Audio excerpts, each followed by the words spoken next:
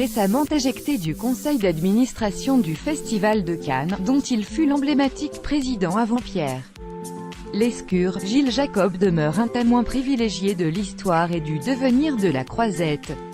Après s'être vu curieusement évincé il y a quelques mois, l'auteur d'un récent et passionnant dictionnaire amoureux du Festival de Cannes a livré dans les colonnes de Vanity Fair ses impressions sur l'édition 2018, qui vient de s'achever.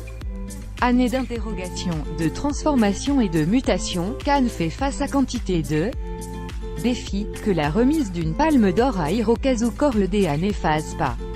Avec une compétition qui aura été critiquée de toutes parts, une année marquée par Harvey Weinstein at Love and Minta. Et Gilles Jacob, connu pour être un fin observateur, a su au cours des semaines passées, adresser quelques piques bien senties à l'équipe actuellement en charge de l'événement. Dans son interview à Vanity Fair, il indique ainsi à demi-mot que la Croisette ne pourra faire l'économie d'une écoute renouvelée de ses partenaires ainsi que d'une appréhension en profondeur des problématiques liées au sexisme de l'industrie. Ainsi que l'explique Jacob, le festival devrait tendre l'oreille en direction de ceux qui se sont offusqués de l'invitation de Lars von Trier, récemment mis en cause par des accusations visant son comportement vis-à-vis des femmes, ainsi que celui de son producteur. Ce sont des signaux envoyés par des gens qui aiment Cannes et qui viennent malgré les difficultés. C'est sûr que 3 femmes en compétition ce n'est pas assez et que c'est dans cette sélection que ça se joue. Mais la charte de parité me semble une très bonne chose.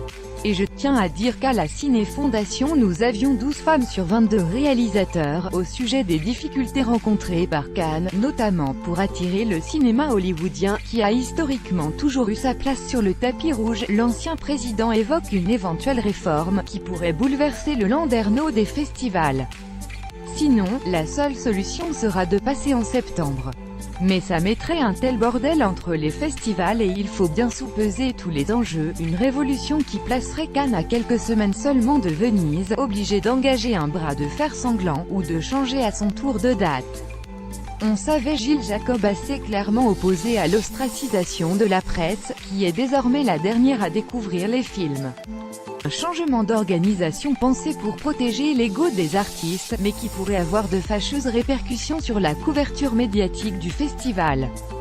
Pour l'intéressé, et il existe une solution évidente, présenter de meilleurs films. Mais si on met des bons films, ce n'est pas un problème il me semble.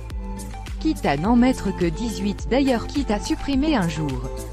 Au début le festival durait 3 semaines. Quand je suis arrivé, je l'ai réduit à 16 jours puis 12 jours. Il serait à 10 jours, franchement ça ne serait pas un drame, bien que courtois. Le ton est à l'évidence malicieux, et assez impitoyable avec l'actuelle direction du festival. En guise d'ultime pirouette ou fion cosmique adressée aux organisateurs, Jacob précise, l'air de rien, que la concurrence se porte pour le mieux. Le directeur de Venise était là et il avait l'air très souriant. Si, sur 10 films disponibles, on en a 3, c'est bien. Mais si on n'en a aucun, c'est grave.